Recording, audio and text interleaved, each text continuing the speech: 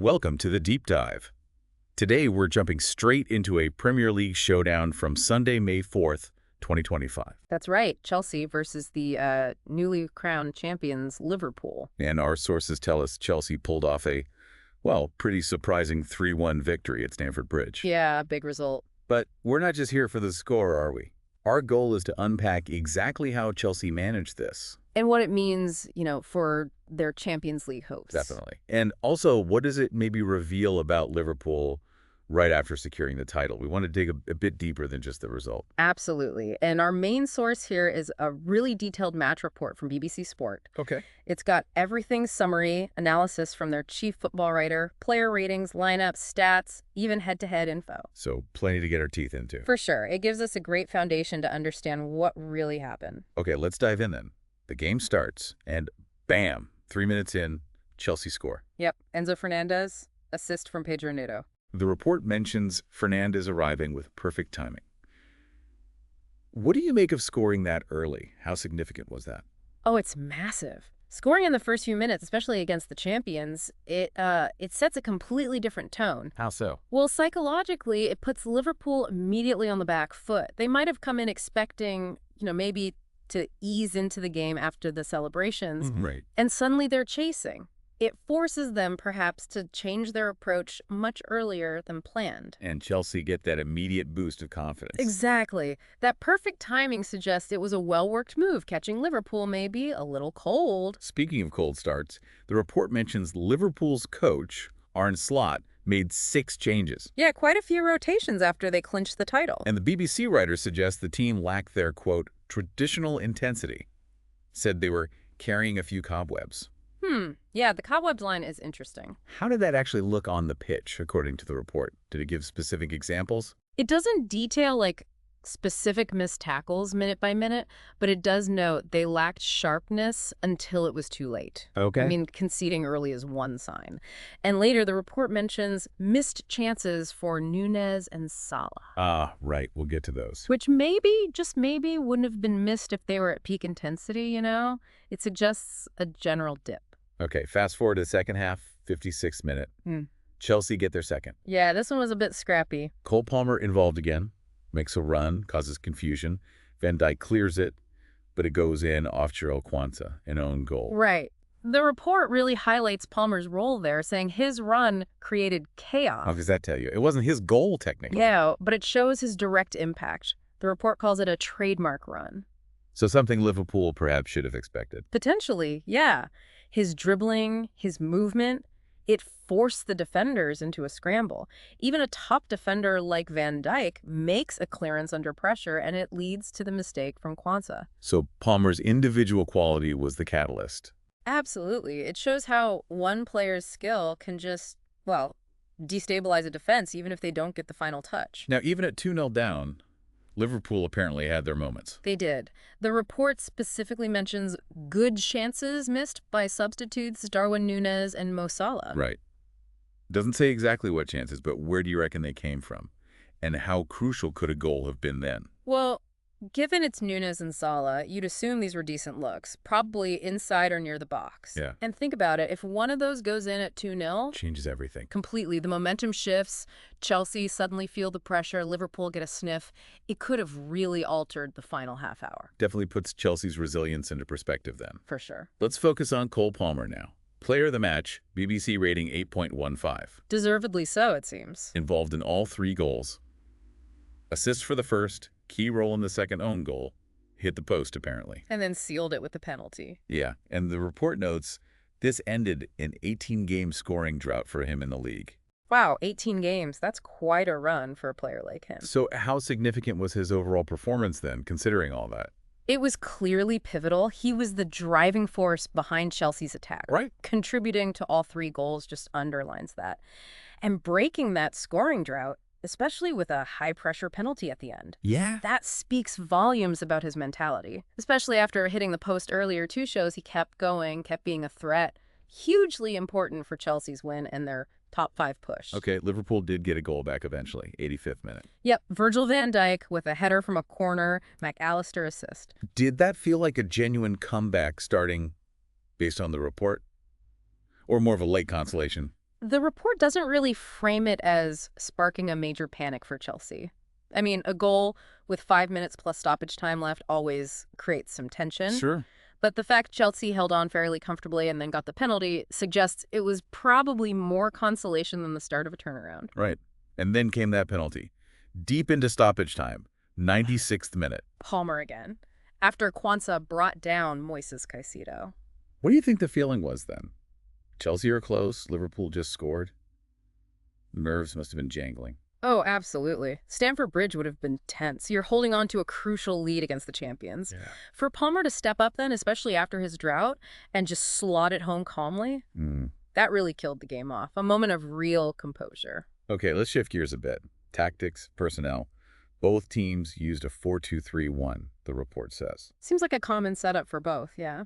Any surprises in the lineups or tactical choices that jumped out from the report? Well, the biggest talking point is obviously Slot making those 6 changes for Liverpool. Right. Not necessarily a tactical surprise in terms of formation, but rotating so heavily after winning the league against a motivated Chelsea, that's a significant decision. A balancing act, maybe?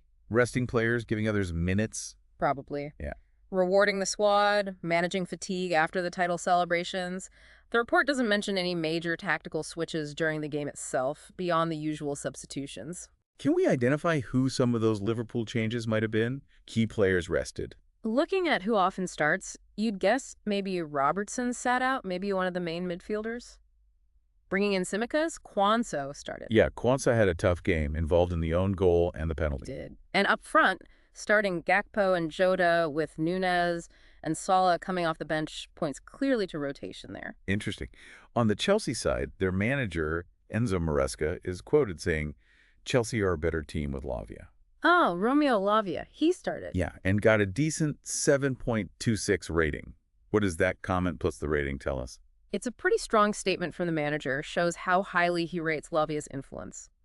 Maybe it's about control in midfield, defensive solidity, we're progressing the ball, whatever it is. Maresca clearly feels he loves the team's overall level. And a 7.26 against the champions backs that up as a solid performance. Any yellow cards mentioned? Discipline issues? A few, yeah. For Chelsea, Chalota got one around the 54th minute, and then Jadon Sancho later on, 84th minute. And for Liverpool, Van Dijk picked one up early in the second half, 51st minute, and Kwanzaa got his around the 58th, not long after the own goal. Right. Let's crunch some numbers then. The stats. Possession. Liverpool dominated 64.8% to Chelsea's 35.2%. Wow, that's a huge difference. But Chelsea win 3-1. What does that tell us?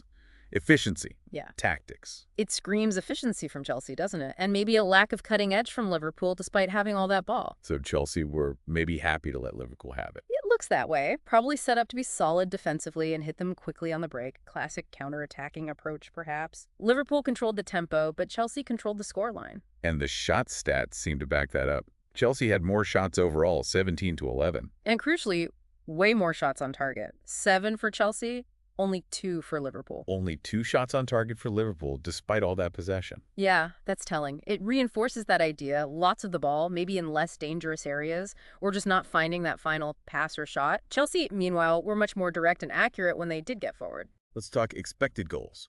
XG. Chelsea, 2.91, Liverpool, 1.17. Explain that for us quickly. Okay, so XG basically measures the quality of chances created. A higher number means you created chances that are more likely to be scored. Right. And these numbers, 2.91 for Chelsea versus 1.17 for Liverpool, they statistically confirm what the scoreline and shot stats suggest. Chelsea created much better chances. Much better, yeah. Almost 3 goals worth of chances based on the quality. Liverpool, despite their possession, only generated chances worth just over 1 goal. It highlights Chelsea's clinical finishing and Liverpool's struggles to carve out clear openings. What about other stats? Passes. Liverpool way ahead there, as you expect with the possession. Yep, 645 total passes to Chelsea's 356. Much higher accuracy, too. But tackles 1, Chelsea 13, Liverpool 7. Ah, interesting. So Chelsea were more active in winning the ball back, breaking up play. That fits the counterattack idea. And goalkeeper saves. Yeah. Chelsea's keeper made 1 save, Liverpool's made 5. 5 saves for Liverpool's keeper. Okay, so that, again, underlines that Chelsea were genuinely testing the keeper far more often than Liverpool were at the other end. So big picture implications. This win moves Chelsea level on points with Newcastle in fourth. Huge for their Champions League hopes. What does the report say about that race? And they play Newcastle next, right? It does. The report calls this a crucial win that significantly boosts their top 5 chances. Remember, top 5 might be enough this season. Ah, right. And yeah, being level with Newcastle, only behind on goal difference, makes that next match at St. James's Park absolutely massive, potentially decisive. Meanwhile, from Liverpool's perspective, despite the loss, their fans were celebrating the title win. Understandably so. How did the BBC writer characterize Liverpool's attitude and performance, given they'd just become champions? They acknowledged the celebrations, but noted the performance wasn't, well, typical Liverpool intensity, mentioned that lack of usual spark. The cobwebs again. Exactly. The suggestion is that the combination of rotation, the emotional high of winning the league, maybe some actual celebrating, it just led to a slightly flatter performance. Not disastrous, but not peak Liverpool. Let's quickly touch on the head-to-head context. The report mentioned Chelsea hadn't beaten Liverpool in 10 meetings before this one. 10 meetings, yeah. That's a long time against a rival like Liverpool. So breaking that streak must feel pretty significant for Chelsea. Oh, definitely. Especially against them right after they won the league. It's a big psychological boost and maybe signals they can compete better against them going forward. And Liverpool were going for a league double over Chelsea, too. First since 2019-20. Right, so Chelsea denied them that as well. Another small win within the win for them. Okay. Any final interesting nuggets from the report? Individual records or milestones? Well, there was that interesting stat about Chelsea's youth policy. Apparently, they haven't used a single player over 27 in the league all season across 34 games. That's remarkable. A record, it said. Speaks volumes about their project. It also mentioned Enzo Fernandez creating 73 chances this season, highlighting his creative role. What about Mo Salah? He was chasing a couple of records, wasn't he? Goals by an older player, goal involvements. He was, but according to the report, he didn't hit either of those targets in this match. No goal, no assist for him here. Right. So let's try and wrap this up. This deep dive shows that Chelsea 3, Liverpool 1 was definitely more complex than just the numbers. Absolutely. Chelsea's early goal, Palmer's fantastic performance, Liverpool maybe being slightly off their game post-title. It all fed into the result. And the stats paint that picture too. Chelsea being clinical, Liverpool having lots of the ball, but not enough penetration. Yeah, the contrast was quite stark when you look at possession versus shots on target, and especially that XG difference.